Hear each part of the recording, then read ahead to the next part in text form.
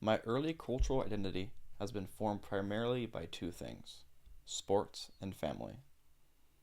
My parents became divorced at a young age, so I was always used to having an extended family. I grew up with one brother, three stepbrothers, and two stepsisters, along with a multitude of dogs and cats. Each sibling had their own uniqueness and challenges that affected me individually. My oldest stepsister, for example, has autism, so working through her challenges granted me high levels of patience and understanding of others. For sports, I was heavily involved in soccer, basketball, jiu-jitsu, and BMX. These impacted the types of circles that I was in and heavily contributed to my work ethic and the determination I carry through life.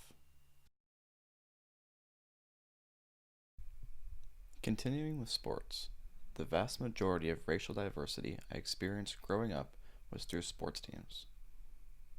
There were always a high amount of Spanish and Asian teammates that I played with, and each of them impacted me through their own personal expression, language, or family background.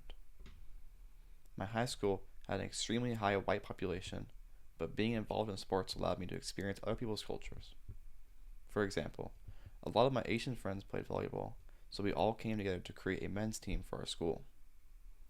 Unfortunately, I feel that I have been unable to experience many great cultures due to the lack of diversity I've experienced in my life.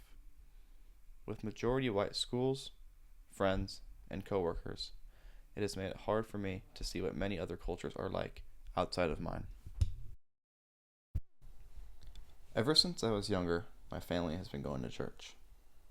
My brothers were heavily involved in the youth ministry, and I attended Sunday school and service often. I was heavy in my faith early on, but mostly from the perspective that since my parents were Christian, I was Christian too. During the end of middle school and until the start of sophomore year of college, I was uninvolved with church due to a lack of routine in going. This, paired with my family falling out from going, made it hard to establish consistent attendance. During this time, my faith wasn't erased, but lessened due to the absence. During the start of this school year, I was invited to go to church again by a friend, and since then, I have grown stronger in my faith and routinely attend church each week. In my experience, so much of religion is impacted by the people around you, and I find that attending church with others and being involved in community is a central part of religion in bringing people together.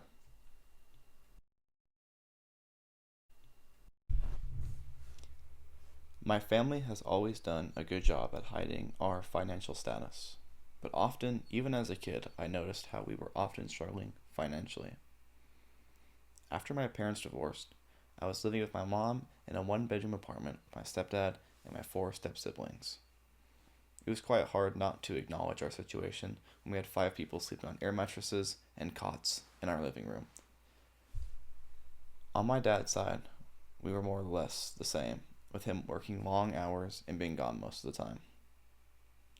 Even then, our financial struggles did not stop my parents from providing for me and creating more than adequate living conditions and an overall good childhood. They say you can only appreciate something if you've experienced the opposite, and this saying is definitely true for money. Now, my parents are doing very well financially and are able to provide a lot of my collegiate financial burdens. By far, the biggest takeaway from having a lot less money is to never judge people by what they don't have, but to judge them by what they do with what they have.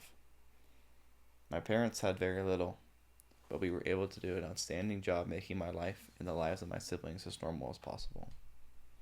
In my opinion, socioeconomic status is the easiest to reflect on because of how black and white it affects your life. There are also many lessons to take and reflect on due to the sacrifices and hardships that one experiences with poor economic status.